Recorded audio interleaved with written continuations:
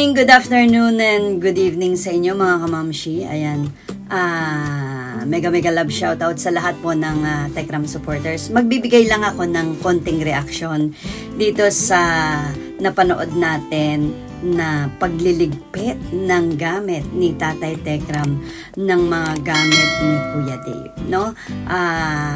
Maraming nagre-react, maraming nagsasabi ng kanilang mga reaksyon dito sa pagliligpit na ginawa ni Tatay Tekram. At makikita naman natin mga kamamshi, kapag galit ka kay Tatay Tekram, syempre ang ko-comment mo, pangit. Diba? Kasi galit ka alangan naman purihin mo siya. Pero kung alam mo na nasa tama, no, syempre maganda yung i-comment mo. Patas lang, neutral lang, no? Alam naman natin, sa mga taong inggit, sa mga taong may galit kay Tatay Tekram, walang ibubuka ang mga bibig niyan, kundi puro nega, no?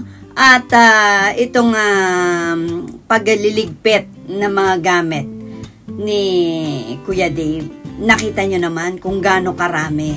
Nakita nyo naman, may mga tagpa yung iba, hindi pa nagagamit. Grabe, di ba?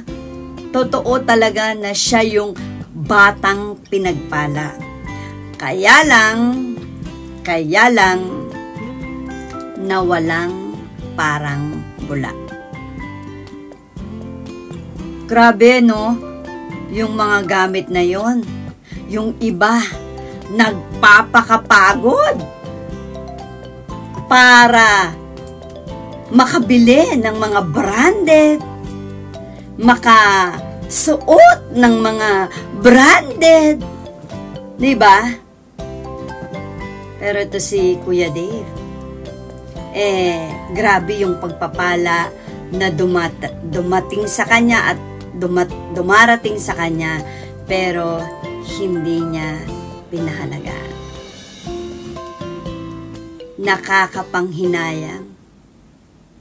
Nakakapanghinayang yung mga tao na nag-sponsor, pinagpaguran, pinaghirapan, no?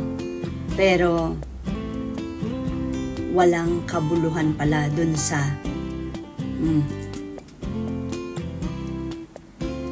darating yung time, parang maaalala na lang ni Kuya Dave, ay meron ako niyan noon, ay meron ako niyan noon, uy meron ako nito noon, parang ganun na lang. Sayang. At dun sa ginawa ni Tatay Tekram, matagal na po dapat yan.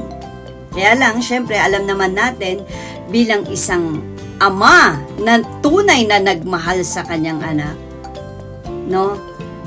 Nasa proseso yan. Kasi hindi mo naman basta-basta magagawa ang lahat ng bigla-biglaan. Time will heal. Time will heal, no? At dito sa mga tao na puro nega ang sinasabi kay Tatay Tekram, hindi ko alam kung may puso pa kayo o wala na talaga kayong mga puso. Dahil wala na kayong mabanggit na hindi maganda, no? Mga toxic, grabe. Ang katoksikan nyo, over na sa pagkatao nyo, no? It's your choice. Pinili nyo yan, magpaka-toxic, no? Dito naman kay Tatay Tekram, sa Manalastas, mag-live na lang kayo. Mag-live kayo, magpaalam kayo sa mga nagbigay, sa mga nag-sponsor. Pwede po ba na i-live selling na lang namin to? Diba? Sayang bago pa yung iba.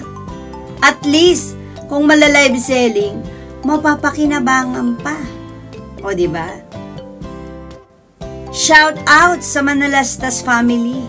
Mag-live po kayo. Magpaalam kayo dun sa mga nagbigay. Opinion ko lamang naman po ito, no? Hindi ko naman po kayo pinapangunahan. Opinion ko lamang po na pwede kayong mag-live, tapos shout out nyo po doon na doon sa mga nagbigay ng damit, no? Kasi sayang. Tiyak yan, hindi naman nila agad kukunin yan. Dahil ayaw nilang ipakita sa inyo si Dave, di ba? At syempre, hindi naman pwede ibang kukuha, kailangan si Dave. Ngayon, kung ayaw talaga, bigyan niyo ng palugit. 1 linggo, 2 linggo. No? Live kayo. Live po kayo. Mag-live po kayo. Pag hindi sila sa pagla-live nyo, magpapaalam sa mga sponsor kung maaari po yung mga naibigay nyo, ano po bang dapat gawin. Tanong nyo rin kung ibibigay pa kay Dave o hindi. Kung hindi na, pwedeng i-live. Para may mapakinabangan pa, di ba? Kaysa, ayun o, mabubulok na lang. I-live na lang yan. Live selling. O, di ba? Tiyak yan. Mabilis pa sa alas 4. Ang mahal-mahal ko yan ng mga branded, no? Tanong si Ate MJ, Ate MJ, pwede po bang i-live? Ang mga sponsor din naman ang magdidesisyon, no? Kung gusto ng sponsor na ibigay kay Dave, walang magagawa, no? Iintayin na lang, mabulok yon hanggang sa kuwain niya. Pero kung sasabihin ng sponsor na, sige, Tatay Ram, i-live nyo na lang yan para mapakinabangan. O di, go! Live selling. Pag si Kuya Poren, si Tek Poren pa nagbenta niyan, ubus agad yan. Mabilis pa sa alas 4. Kaya, talagang unti-unti naman yan, no? At tama rin yung ginawa ni Tatay Tekram kasi sayang yung kwarto na puro gamit lang ang laman, no? At least, no, nakita kung ano yung itsura ng kwarto para malaman din at mapakinabangan ang room na iyon. O di ba?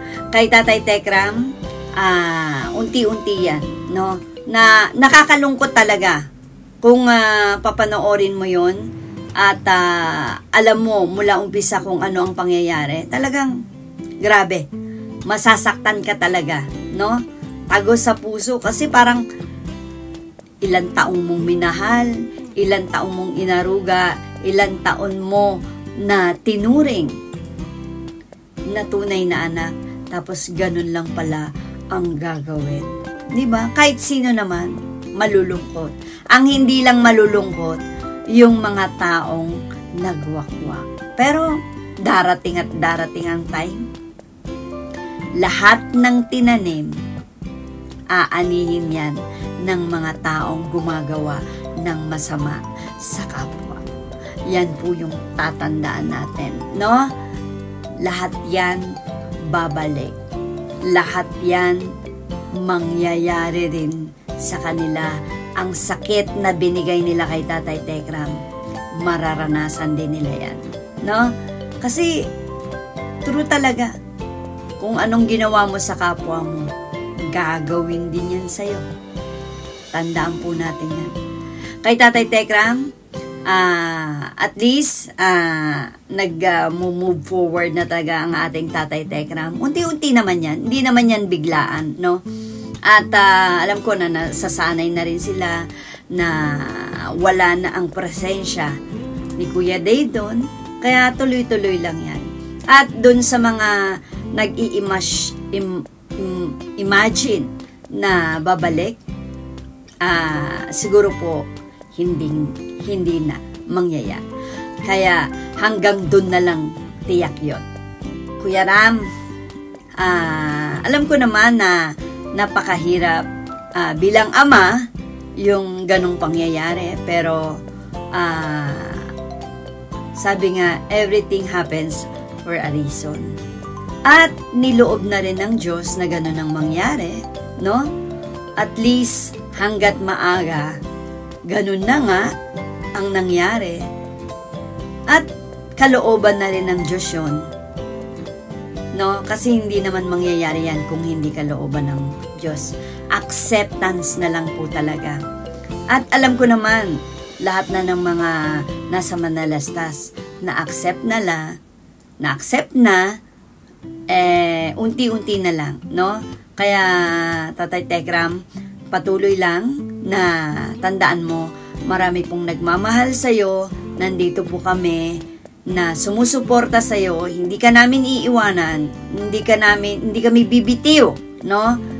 At patuloy sa misyon, no, ng ating Diyos tayo mag-focus dahil alam natin yun ang kalooban ng Diyos, no? Labanan ng kabutihan ang kasamaan. Yon, di ba? At huwag tayong papatalo. Yung mga comment ng nega dyan, oy, tumingin muna kayo sa salamin kung wala kayong bahid karumihan. Bago kayo mag-comment, bago kayo manghusga ng kapwa nyo, siyasatin nyo muna yung sarili nyo.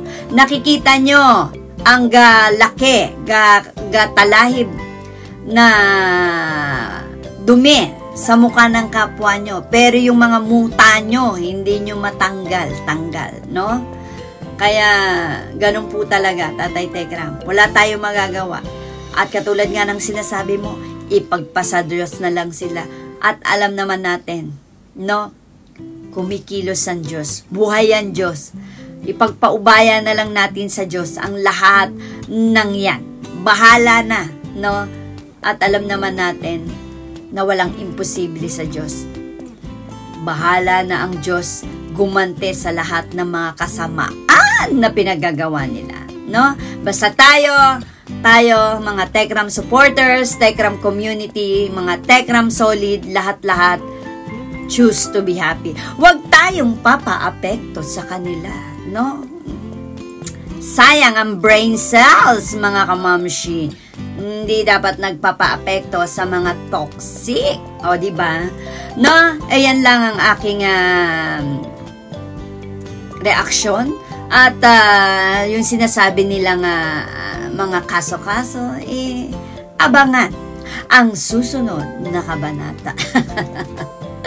Abangan natin yan kung meron silang mga resibo, mga kung ano-ano na sinasabi nila. Aabangan natin yan. Yan ang malaking aabangan natin sa buhay ng mga wakwak, no? Maraming salamat mga kamamshi. Salamat po sa inyong suporta. Patuloy lang na wala pong BBTU dito sa Tekram Community Tekram Channel. Dahil kay Tatay Tekram, may forever tayo. Maraming salamat and God bless everyone. Bye-bye!